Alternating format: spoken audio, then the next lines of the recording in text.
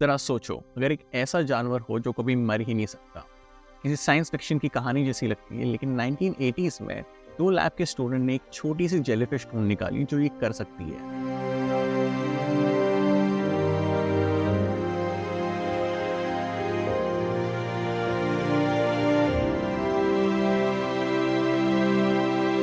कहानी शुरू होती एक छोटी सी गलती से।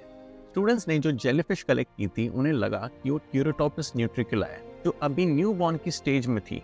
उन्हें उन जेलीफिश को टैंक में डाल दिया और भूल गए। जब वापस आए तो उन्हें सोचा कि बड़ी यानी कि अडल्ट जेलीफिश मिलेगी जो रिप्रोड्यूस करने के लिए तैयार होंगी, लेकिन उनको मिले बेबी जेलीफिश और नीचे टैंक में चिपके हुए थे पॉलिप्स। क्या इन जेलीफिश ने इतनी जल्दी रिप्रोड्यूस किया, और अगर किया तो बड़े जेलीफिश कहाँ गए? ये समझने के लिए उन्होंने ध्यान से इन जेलीफिश को देखना शुरू किया। जब रिसर्चर्स ने इन जेलीफिश को ध्यान से देखना स्टार्ट किया तो उनको कुछ शॉकिंग सी चीज मिली। बड़े जेलीफिश नए पॉलिप्स पैदा नहीं कर रहे थे, बल्कि वो अपनी पुरानी स्टेज में वापस लौट रहे थे, पूरा एजिंग प्रोसेस रिवर्स करते हुए। जो जेलीफिश उन्होंने इकट्ठा की थी वो क्यूरोटोपस न्यूट्रिकुला नहीं थी, बल्कि एक अलग स्पीशीज है, क्यूरोटोपस डॉर्नी। This tiny jellyfish had an incredible ability. जब भी ये स्ट्रेस, चोट या भूख का सामना करती है, ये अपनी उम्र को रिवर्स कर देती है। इंस्टेड ये बूढ़ी हो और मर जाए जैसे कि बाकी स्पीशीज, क्यूरोटोपस डॉर्नी अपनी लाइफ साइकिल को बार बार रीसेट कर सकती है, जिससे ये कभी मरे ही नहीं और इमॉर्टल बन जाए। समझने के लिए कि क्यूरोटोपस डॉर्नी कमाल कैसे करती है,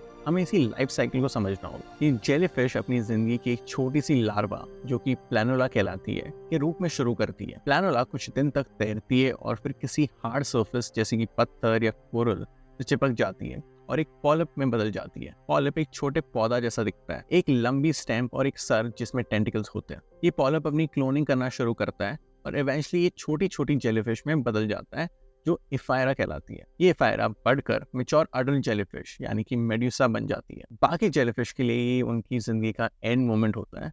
मेडुसा के रूप में ये जीती है, तैरती है और फिर मर जाती है। लेकिन क्यूरोटोपस डॉर्नी के पास एक खास ट्रिक है।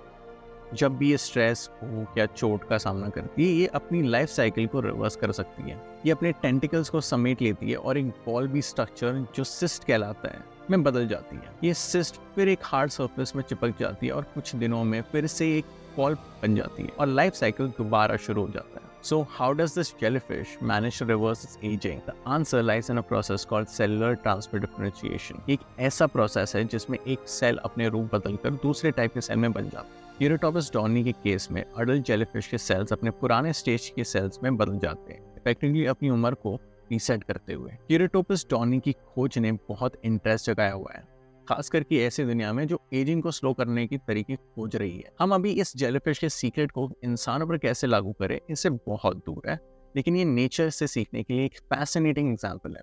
Who knows, one day this tiny jellyfish might inspire new ways to extend life and maintain youth.